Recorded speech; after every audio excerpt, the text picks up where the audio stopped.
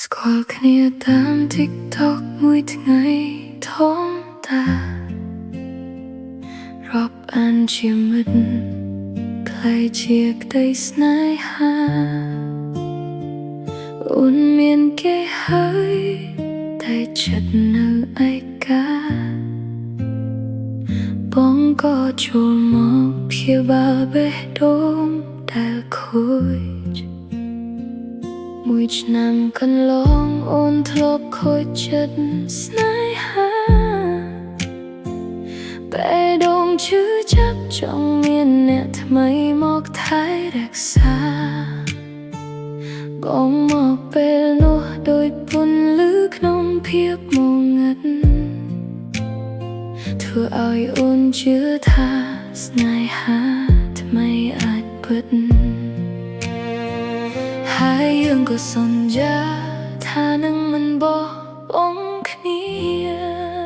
ដៃកាន់ដៃទៅកាន់ក្តីសូបិនមួយគ្នាអោយយកទៅថ្ងៃនៅតរមានជ័យជាពេលអូនស្រឡាញ់បងលើកដំបូងក្នុងជីវិតរាត្រីនោះខ្លាយជាក្តីចងចាំមិនភ្លេចអូនគៀងក្បែររំនោះដែលអូនស្រឡាញ់ពិតអោយយកទៅថ្ងៃបដូរជីវិតអូនទាំងមូលទោះពេលខ្លីតែស្នេហាធំធេងជាក្តីសុខដែលអូនមិនធ្លាប់មានពីមុនតែថ្ងៃនេះវាប្រែជាក្តីឈឺចាប់វិញត្រឡប់មកវិញបងចាប់តាមឆ្ងាយទៅសាមិនឆ្លើយដោយថ្ងៃដែលធ្លាប់អែមពេលវេលាបាត់ហើយស្នេហាក៏ស្ងាត់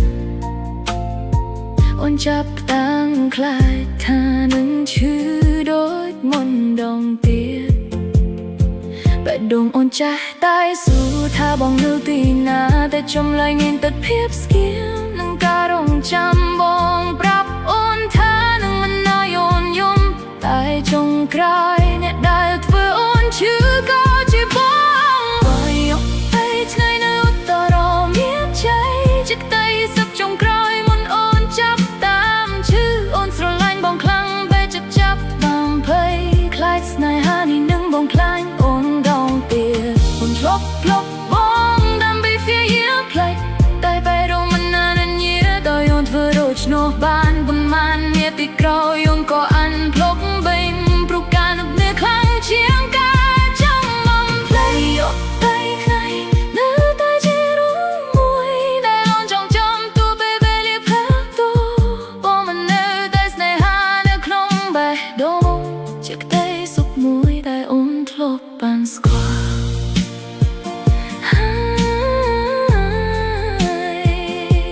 ថ្ងៃនេះអូននៅតែណាត់យប់នស្នេហាតែបញ្ចប់តែមិនទាន់អន់ចិត្ត